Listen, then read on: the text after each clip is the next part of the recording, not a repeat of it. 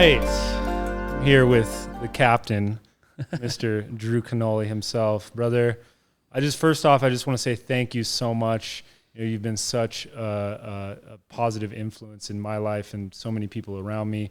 You've been such a great mentor, friend. You know, I don't want to put a label on it, but I'm so thankful for you. Thank you, man. Just let yourself feel that, brother. I receive it. You've helped so many people. One of the most powerful things you've said a lot of powerful shit to me, but one of the things you said to me the other day that really stuck with me was, do you ever have a conversation with your future self? And I was like, ooh, I actually have not. He's like, and you were like, you should talk to him. He's a powerful dude. Mm-hmm. And that stuck with me. And I've been having conversations with my future self on the day-to-day basis. And it is like, I know we haven't seen each other for 2 months, but the last 2 months has been the biggest growth for myself on a spiritual level, on a business level, on a heart level. And yeah, I can attribute a lot of that to. You look taller. I look taller. And I think you got better looking too. I did. I'll take that. You as well, brother. Thank you, man. Yeah. I think it's so powerful to not only talk to our future selves, but recognizing when we start to do that there's an infinitude of possibility of other future aspects of us that we can talk to as well, right? And that being maybe our kids, like bring your kids in your field. It's easier for you because you're a projector. So your aura is used to being in other fields and collecting information and repackaging it. Sometimes we do it as projectors without even knowing we're doing it, right? Yeah. So the work of the projector is to know when you're doing it, turning it on and off, but also talk to your future children, man. It's super powerful. Yeah. The quantum aspect of this multidimensional suit it's the greatest technology in the universe, the multiverse, every unified field that exists, like what we have in our bodies. And I know you're a practitioner of that because you've helped me feel so much better in my body when I have pain and stuff with the somatic release and the healing that you do, dude. So it's an honor to be here. It's an honor to show up in this life experience with you as well at this time. And yeah, thanks for having me on the show. Absolutely. So as far as like conversations with your, future self, future children, do you do that on a day-to-day basis? Like, do you, like, I guess, what do you see yourself 10 years from now? Like, what does that Drew Canole look like? What is he thinking about? What is he focusing on? Yeah. What does he care about? You've come so far in your life already. Like, what even do you care about 10 years from now? Yeah. I think I'm much more, there's times when, Drew, the aspect of Drew is, still struggling with the ego in this current phase, sure. Right? And the ego is a beautiful thing because it keeps us here, right? I think I'll be a lot more in my heart, which is our GPS sensor. I think there's 5 chambers of the heart. I think the 5th one connects us to the invisible realm. And I think the more and more we ascend to our heart, which is the longest journey we'll ever take, 17 inches, right? It's from our mind to our sacred heart. Mm-hmm. I think there's more aspects of myself that will open up, more possibilities, infinite timelines expressing themselves, more love, joy, peace, more present, more eternal now moments. Yeah. So off of the linear timeline that so many of us have been trapped into in this third density. So there'll be a lot more of that. And with that, there'll be a lot more opportunities to actually give back and help people, Because that is such a deep purpose in this life. And, I can recall other powerful things you've said to me. Like, I've come to you with business questions, with life questions, with spiritual questions. And, you've told me that it's not about you, man. It's about how many people that you can help. Yeah. How many people that you can positively affect. Yeah, it's a reservoir of opportunity. The more we give, the more we fill our own cup up. So it's when in doubt, focus out, right? We've heard that before. A lot of people struggle with anxiety. They struggle with depression. They struggle with the trials and tribulations of being stuck in their body. The body's a black hole. So the more we continue to focus on the body, the more we give our seniority away. As my Don, who I've been working with for 13 years, would tell me. He's a shaman, Toltec shaman, sorcerer. So it's the more we realize that the body is the illusion, and we're beyond that, very much being in it, the embodiment, because we're pulling out that. I think, in a long story short, you just open up so much potential when you're not focused on yourself every day. Yeah, because the body's fleeting. Yeah. It's like we're dying on a cellular level every day. Yeah. We're repairing ourselves. So it's like, it's interesting because especially in the spiritual community, I see a lot of bypassing of the evolutionary biology of our body, which I know that you care very deeply about because look, the body is the temple, and the temple is where we worship. And it's like, it's such an interesting dichotomy because it is fleeting and, we won't have this body forever. But like, how do you maintain balance with, like, I know you're 100% into taking care of your body to the highest percentage. Yeah. But how do you maintain, caring about your body fully, but realizing that it's fleeting and it is gonna die? Yeah. I think it's, for me, it's always remembering and reminding myself of that fact that today is just a short period of time. It's a parenthesis in eternity, right? So as the body of Drew goes out into the world, I'm also very much realizing that the physical form of me is such a minimus aspect of the real me. So I'm not putting too much stock in the trap of the body, right? Yeah. The pains, the woes, the trials and the tribulations of the body that come with aging or the potential future outcome, right? But also believing very much strongly that all is good, all is well. My body is perfect, in harmony. It's whole and complete now. It doesn't need anything. And with those thoughts, I'm impressing upon every cell in my body that there is harmony. There's harmony in this body. There's peace. There's the ability to relax. There's more ease. There's more joy in this body now. Yeah. And the more I speak those words over every cell, because every cell has ears, it's just a much more smaller aspect of your body. It's still a living entity. I could take your cell, right, the human body, the cell, the self, and I could project it out into the quantum realm, bilocate your consciousness into a different being, and I could literally harvest a new Stephen Jaggers in a different world based on the DNA that's actually in your cellular matrix. It has my code. It has your code. It has your morphogenetic field. It has all the likeness of you as above, so below in one tiny little cell. You could do it with a piece of hair. You could do it with virtually every single thing that makes you in this moment.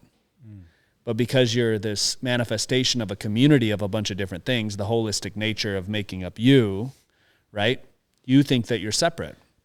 But the microbiota and the bacteria and the trillions of cells that are produced in every single second in the blood, that's rushing through your veins are all individuated aspects of you in this linear time and space. So isn't it a miracle that you've congregated these communities, these vast worlds, these different universes in this time and space to come together as what we collectively know as you? That's powerful, right? But we miss it because we're so focused on the trash can that's in our mind. We all have this mental trash can. Yeah. So part of the work that we get to do together, because we're in this together, is shaking out the trash can, letting it go in every moment. What happened in the past isn't real. It's like a fax machine. It's just played 1,000 times, and even the memories shift, right? It's different than it used to be. The future is in the future, which causes anxiety. The past causes grief, shame, doubt, all these other things. But what if everything was perfect in the eternal now moment? And when we get hyper-vigilant on focusing on the environment that we're in every situation, then we come into our heart. And we get access to the actual quantum realm, so the individuated, multidimensional you, which is far more alive than what you would call your body. That's a lot to wrap my head around. Yeah, that's making me think of like, when you were talking about the past specifically, especially I work with a lot of people with severe trauma. Yeah. Like severe blockages within their psychosomatic vessel. Yeah. And, like trauma is not the actual thing that happens to us. It's what happens inside of us based on the thing that happens to us. Yeah. So if we can cultivate that inner standing of being in the heart center, or even cultivating enough resilience, Yes, mental, spiritual resilience within ourselves, so that stress, trauma, those things are guaranteed in our life. You're not going to get away from that. You're not going to get away from that. But the more resilience, the more capacity that you have to be able to carry your own load from a heart-centered place, the more that you don't have those defense systems that kick in, or you don't have those inner blockages that stir up from the stressful events. Remember Bruce Lee? He said, "Be like water." We're 80% water. Be like water, my friend. And if you throw something at water, what does it do? It moves. It moves with it. It moves with it. It flows. And it's so natural for us to resist it. Haters, trolls online, racism, all these things that are memes that are happening in society today. Fear, pandemics, viruses, aliens, all these threats. Yeah. But if we truly lived and embraced being like water, it would just all move through us. And the vagus nervous system's powerful, right? You know this. So with trauma, one of the things that I've done to heal the trauma in this body is shaking, tremoring. Peter Levine talks about it. So TRE, trauma release exercises. Yeah. You shake it out. You titrate the trauma. And eventually you get to a place where trauma becomes fuel. So the trauma that you have is actually rocket fuel. It's actually the growth. It's the catalyst for growth. It's the motivator. Yeah. And when you can supercharge yourself with the past trauma that you have in this eternal now space moment, I think then you're starting to understand how beautiful it is. I'm grateful every day for the dad that tortured me, right? Yeah. Shoved my head underwater, held me there as a kid, as a 3-year-old. I didn't know any better at the time. He's God to me at the time, but he's holding my head underneath the water, and I come up, and if I cry, he shoves my head back under the water. The body's storing all of that, right, in the body. So for years, abandonment issues, they left me outside for 2 weeks. They used to slide food out underneath the doggy doors so I could eat on the porch. It's raining, it's thunderstorming, all these things, right? And they sound pretty horrific. But what if that was actually the harmony, the sound? We can transmute it because everything in the universe is music. If you look at the universe as music instead of matter, then you can start to hear the multidimensional sounds of why that was happening. Things start to shift and change. So I was lucky enough, I was blessed enough to have that happen to me, to be trained like a Navy SEAL as a young kid. That was your training ground. It was the training. That was your training ground. Yeah, all the abuse, all the torture, all the quote-unquote trauma, the stressors that I stored in my cellular memory actually gives me great compassion for other people that have been abused. Yeah. You know, because how many times do we abuse, even if you're not abused by somebody else, how many times do you abuse yourself? Every day people look in the mirror and they're beating themselves up. 80,000 thoughts a day. Normally men and women, right? Women have a lot more. But how many of those thoughts are actually kind and loving? I mean, you're torturing yourself. So when we can free ourselves of that, then we get in alignment with what we're here, why we're here, our soul, you know, what our soul's telling us to do. Do you still catch yourself, you know, with those thoughts that are beating you down a little bit? Oh yeah. Every once in a while. But the time. So titration in the universe is super powerful, right? So anytime anything negative happens and we witness consciousness is existing and observing your thoughts. So like a pool of water. So if there's 80,000 thoughts a day, I can go in, scan it, look at the data of the thoughts, pull it up. Where's that coming from, right? How do I change it? How do I shift it? How do I put more light and love into it? Have a higher vibrational, resonance around it, the emotion, repackage it, and then put it back in. So you can take any thought that you have, right? And every recall of a thought is a reframe into our database. Yeah, it's Control Alt Delete. What's a better program? Submit, upgrade. And then even the thoughts that you have about yourself in the past start to change and transmute. You start to see the man that abused you, like my biological dad, and you start to get grateful for this human. And you start to see him with love. You start to see him as a child of God. You start to see him as Jesus Christ in the flesh, whole and complete, right? So what he was doing was preparing me. And then how you live your life changes. Like I wrote a letter maybe 5 years ago, 6 years ago. He was sentenced 3 life sentences for drugs and abuse and all this stuff. But I wrote a letter to the prison, hey, let's let this guy out. He doesn't deserve to be in prison his whole life, right? Thanking him. Thank you. Not only forgiving is key, but thanking, of having appreciation. Right? Gratitude. For everything. Yeah, thank you for the man that beat me in my marriage, because now I know what empathy is. I know what love is. And then when you free yourself of that, there's other things that line themselves up. That's so powerful, brother. So powerful. Do you think you'd be where you are at now without going through that training ground as a young child? Not in this 3D experience. Not in this time around as Drew Canole. So I think when we choose to incarnate back, right? I think you and I are on the same page. Like we've had Soul past contracts. life memories and soul contracts and all this other stuff. And they're happening faster. So if you're listening to this, maybe you're experiencing past life dreams where it's like, I was a woman in the Philippines, like a farmer or whatever else it is. And you remember the past life. I think you start to realize that this is just a finite time. But you'd always want to come back and do the same thing over again, right? Wow, this life has been magical. I want to live it to its fullest.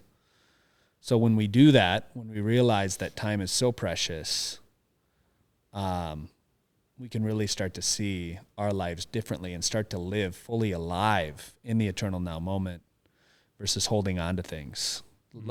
Time is way too precious. Yeah. What do you think has been the biggest lesson that you've had to learn during this incarnation? All right, I'm hearing play. So for me, the alchemy of play, it's taking trials, tribulations, trauma, whatever you want to call it, and making light of it, having fun. This is just a dance, dude. Like this life experience is not to be taken serious. So really when I was younger, I took everything so serious. I was hard on myself. I beat myself up. I stored bucket loads of trauma in my body. And now it's like I have time in every moment to just whisper to myself from the future, play more. Leela. Play, dude. When's the last time you just went outside, ran through a sprinkler like a 5-year-old, like beat on your chest, dancing around, like, like we take ourselves way too serious. So my goal is to free this vessel up even more to play with more gratitude, more appreciation. Just have fun with life. One of my favorite quotes from Alan Watts is angels can fly because they take themselves lightly. I love that. Alan Watts. Dude, every time I come over here, we're doing some sort of play. So yeah, you have to. You're there. Yeah, the celebration frequency is powerful. People don't celebrate enough. Yeah. We put so much pressure on ourselves. I feel like, I'm just coming into the point where I'm building a business. I'm showing up for my community. I'm maintaining a relationship. I'm, doing the solopreneur thing, and I'm, in the process of trying to hire the right people and put all these structures into place. And I start to lose that joy that I actually that I know from a heart center that's my purpose here. That's what I showed up to do. And that's like, I can do that in sessions with people, but I forget so much when I'm, just in it. When you're in it, it's like it's so hard to see it from when you're like in it. Yeah, 100%. I think, being a younger man back in the day, same thing. We're born and we're indoctrinated into a world that says owning things is important. Having money, having houses, cars, being in the stock market, whatever it is. And for women, it's, having the fashion, having the purses, having the shoes, all the material stuff. So we chase material, right? When we're young, we start to add things to our life, and then things multiply. You have more and more material. And then the older we get, we start subtracting things. Yeah. Because you realize what's important. Let me take this away, this away. Let me free up some time to play more. I'm subtracting things. And then when we get a little bit older, we start dividing things. So add, multiply, subtract, divide. And as we go through our life, even the younger we are, as a sage, I see you as a sage, right? You have to really ask yourself every day, what can I divide? How can I free up time now? Because this, give me an example. This great mystery, man. There's so much possibility that's open. If we're not stuck in the Groundhog's Day of the mundane TikTok world, the linear time that everybody lives in, how can we free ourselves more? What would be an example of doing that division problem? Yeah, I think it's, real quickly, it's looking at all the stuff that you're doing in your business, right? You probably do 12, 15 things a day. On a scale of 1 to 10, how many of those things actually bring you joy, right? I can tell you right now, there's at least 7 that aren't really the highest priority for your joy meter, right? If you looked at it as a meter, I would divide those right now. Get rid of them. And I've done this the whole time building Organifi. It's, what do I not love to do? What do I loathe, right? Divide it, subtract it, get rid of it. Because I know, as the universe's frequency, right? The universe's music, not matter. The higher my resonance, what am I thinking? The coherence that the heart has, the bigger the field. The coherence of the heart's 100 times bigger than the field of the mind. Yeah. But people live in their minds. So you walk around and you look at people that are empty in their heart, but their minds are, right? So when you get in your heart and you start to live with more joy, with more love, with more light, then all the stuff that you wanted anyway shows up 10 times faster. So that's the secret. It's literally every single day asking yourself, wow, I'm looking forward to this. This is a dream life. Everything I get to do, I'm blessed to do today. It's like I could do this over every single day. I go to bed with a smile on my face. I wake up springboarding out of bed. Like, these are the days. Fully alive. Yeah, there was a post that I wrote, I think yesterday or a few days ago, and it came from a Rumi quote, but it was, we don't actually create abundance. Abundance is always there. Yeah. We create limitation. We create the limitations to that. And especially working with clients, it's always a subtraction problem. It's always like peeling back the layers of the onion, peeling back the programming, peeling back or removing the thoughts that have been put onto you, and that then you start to replay in your head. And how deeply can you peel back those layers? And I think it's almost a process of peeling back those layers to the heart center. And especially in business, people say to stay in your zone of genius, but I think your zone of genius is really like what's lighting you up in your heart. Yeah. The good book, Joy of Genius by Gay Hendricks. And it's how much good can you take, man? How much joy can you handle? A lot of people's joy can you handle? A lot of people's joy meters are like this.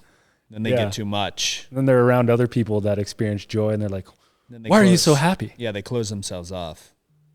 And that's the reptilian brain. Yeah. Because the reptilian brain wants to survive. Yeah. It's the 3D linear space mechanism for keeping you safe. So joy isn't safe to the reptilian brain. It's not. Yeah. I need everything, because spontaneity creates a lot of joy when we're spontaneous.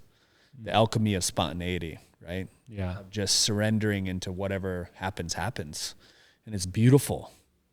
When we live from that place, how much joy can we have? But you'll see, and this is going to start happening more and more, the more joy you experience in public, the more love that you express on social media, or more fun you're having, more and more people that are stuck in the reptilian mind will actually call you out. and they will actually be they'll try to stand in your way of having that joy. Do this, do that, follow these rules. Yeah. It's the Matrix, right? It's the Agent Smith effect. When people morph in front of you, when you're literally in this Christ level of consciousness, embodiment of joy and love and peace, sometimes they will, come at you. It's a reptilian brain, man. I'm thinking of the Bible quote, unless you become as a little child, you will not enter the kingdom of heaven. Yeah. I don't know if I butchered that, but no, dude. Yeah. Blessed be the pure in heart, for they shall see God. Right.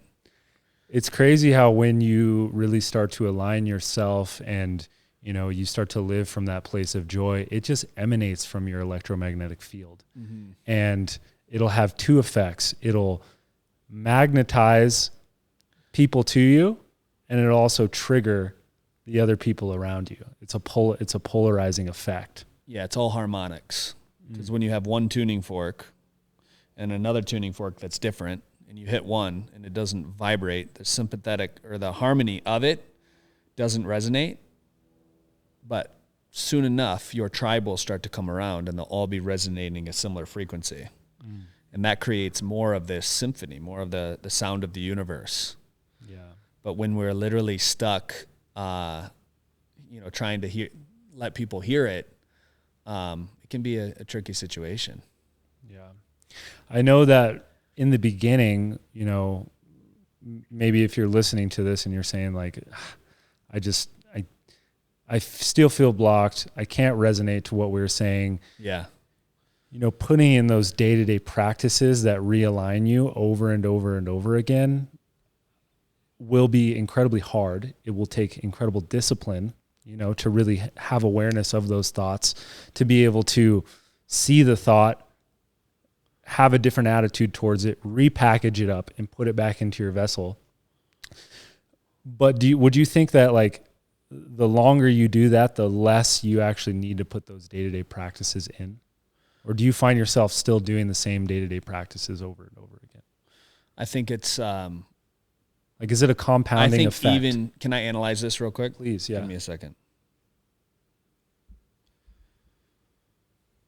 I think even the language of systematic practices, right? Doing things in a robotic nature, what would be perceived as to change your state, is a false veil that's been casted over this 3D reality. And that is anything that you can think of and fully embody it now will take no rigorous practice, systems, any procedures in place. You can literally package it up and put it in every cell of your body in a moment. Like that. Like that. Faster than that. Faster. Can't even hear it. It's just like... And the secret is the communication of the heart with all aspects of who you are. Being so in the eternal moment that whatever struggle you're up against, fixed, right? Instantaneous healing, any body issues of pain, these are all veils that the mind creates.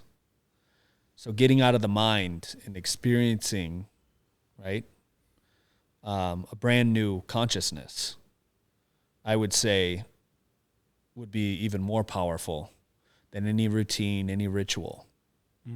For me, sun gazing, right, going out for 10, 15 minutes in the morning and staring into the sun. We went to an ashram in the south of France. Omran Mikhail Ivanov, who was part of the Great White Brotherhood, having nothing to do with race, just spiritual people, right?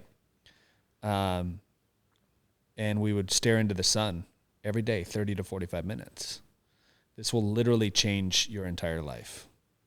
The things, the entities that were holding on to your field before, keeping you stuck in this mundane TikTok world that we live in, would just evaporate. They would fly off of you. So the more light that your body can hold, the more these things just become a non-issue. Like, it's just so easy. It's easy to become somebody new. And when you speak, it's hard, it's rigorous, there's systems, there's procedures. You're just re-cementing into the fact that things take time in this 3D world. And they don't. Time is an illusion. Time is an illusion. That's a veil that's been on this planet for way too long. It's been a program. We have to abide by time. Right? How do you spend your time? How do you spend your time? Like it's right? money. You're going to die one day, so spend your time wisely. It's very defeating, and it's all an illusion. Because this is just a car that you're leasing, right? At the end of your life, you're just returning the car. And what is beyond the life that's returning the car? What witnesses the car that's being drove in this life experience? Driven, right? What is that? What is it when you go to bed and you have dreams and you have an entirely new form that's outside of this body? And what's witnessing that? Because that's what you are.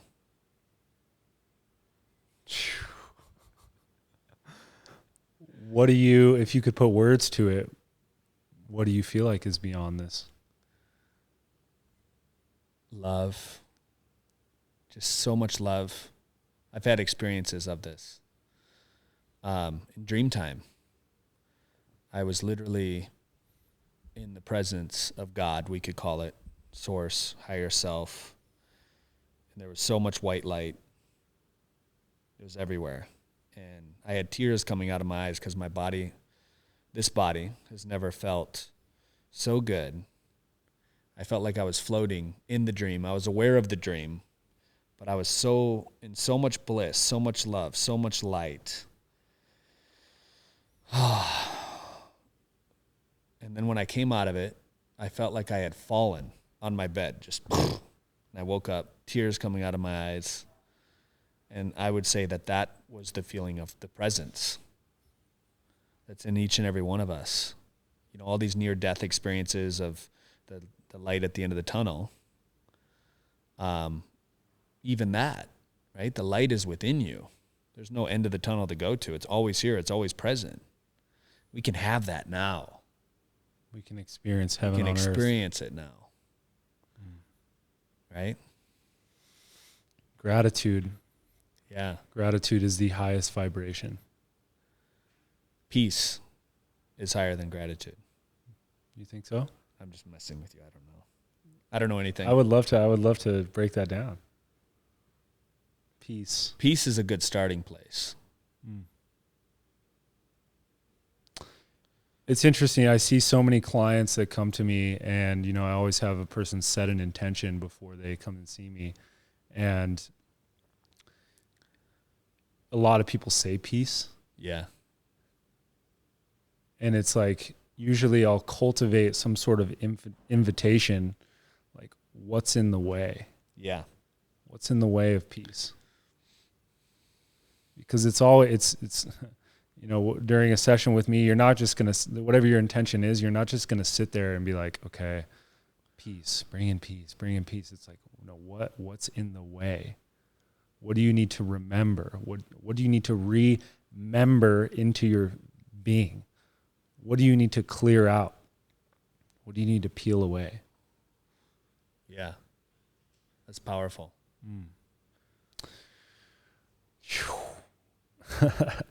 We just went deep, brother. I already feel like I know what your answer is going to be to this, but what do you feel like your biggest failures have been? You already know the answer. What that you've learned from your failures have been the training ground for yourself to learn and remember who you are and how you want to show up?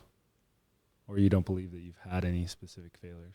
Yeah, I think it's there's no such thing as failure. There is no such thing. There's no such thing.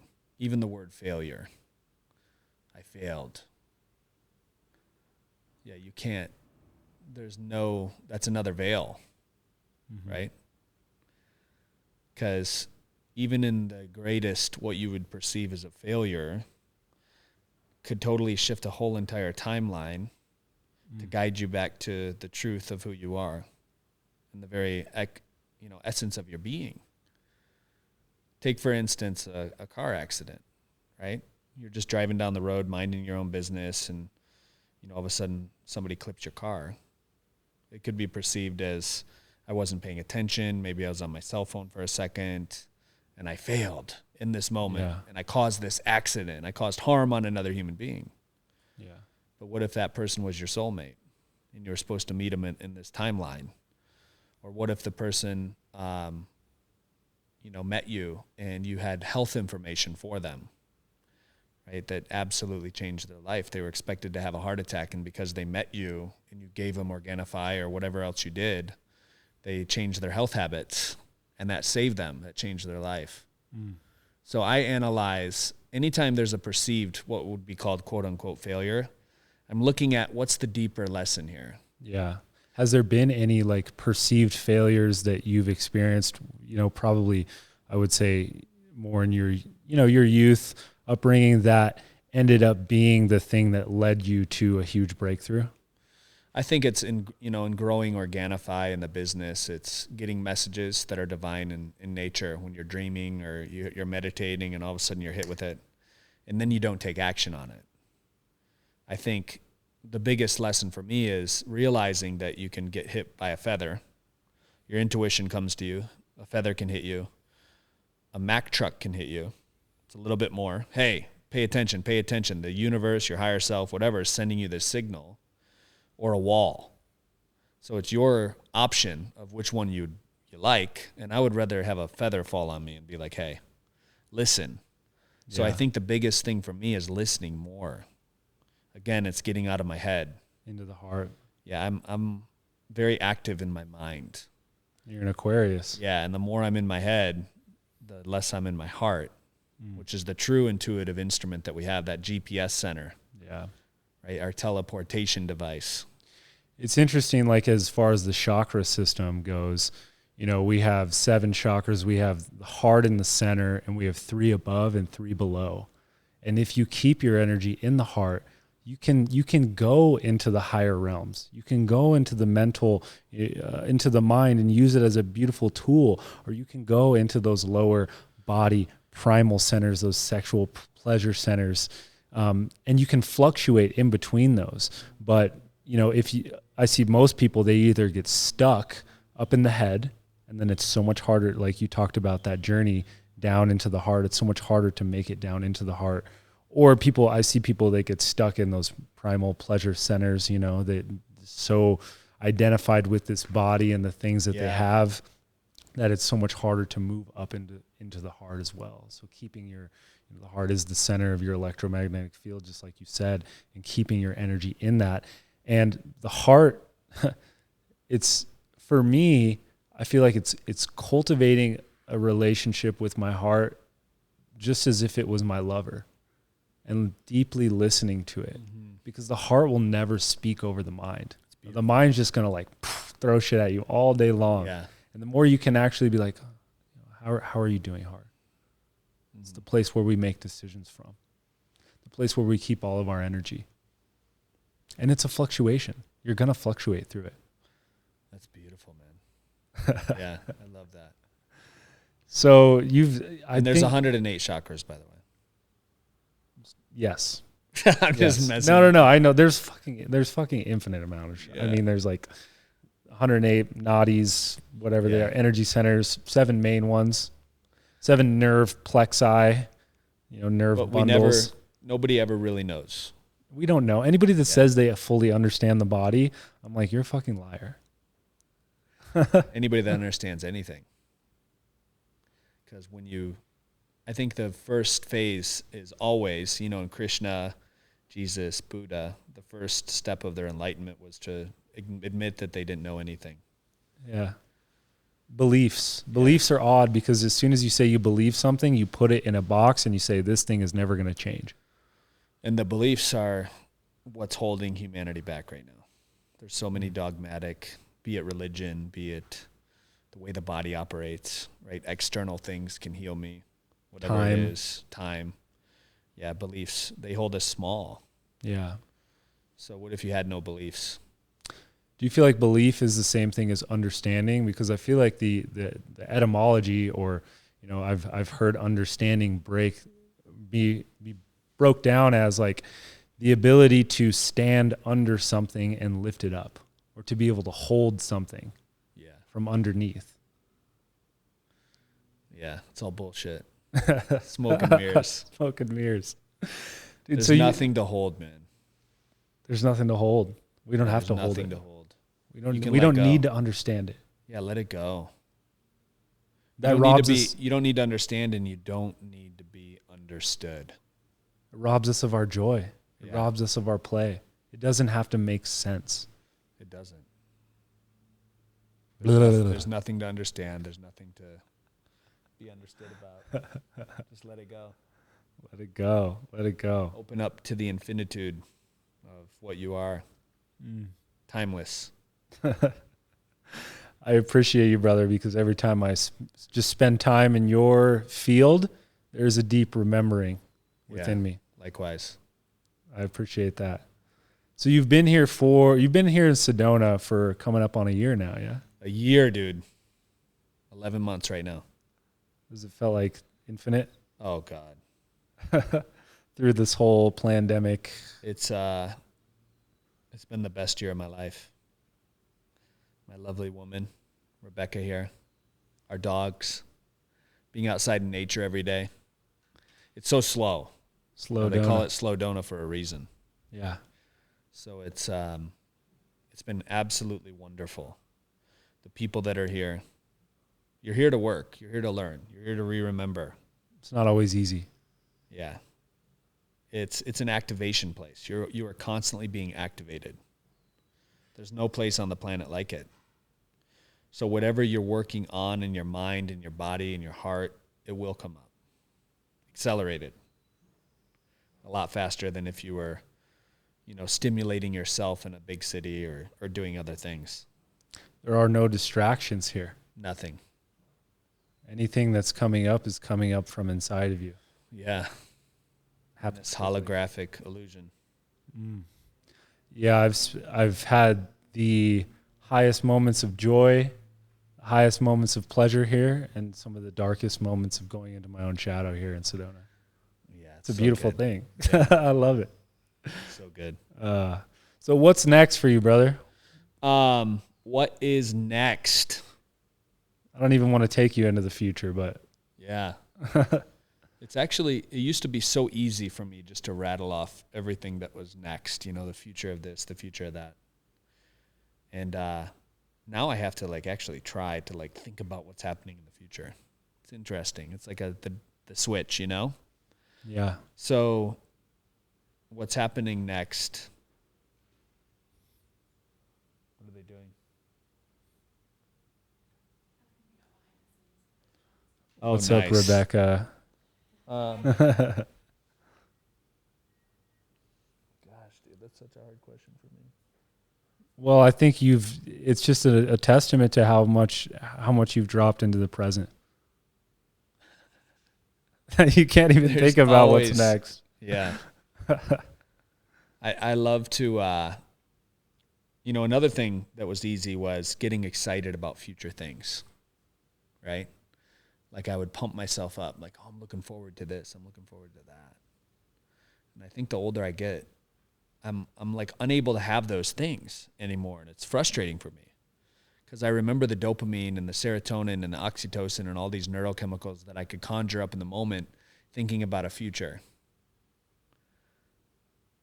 And now that I'm here in the present moment, it's reminding myself that I can have that now. So it's pulling myself here and it's getting excited about everything that's happening now. So looking into your eyes, my brother, and seeing not only the you that's here, but the you that has existed beyond this. And then filling my heart with so much love that we meet again in this life. It's been a long time. It's been a long time, brother. It's such a gift. Yeah. I'm so thankful for you. Likewise. Well, everyone, we're going to put a wrap on it. We'll leave you with that. Come into the present moment, guys. Remember, you don't have to be so hard on yourself. Yeah, be kind to yourself. We put so much fucking pressure on ourselves. Especially as young men. Yeah. I'm talking to you specifically. I do. Right? I do. I'm your elder.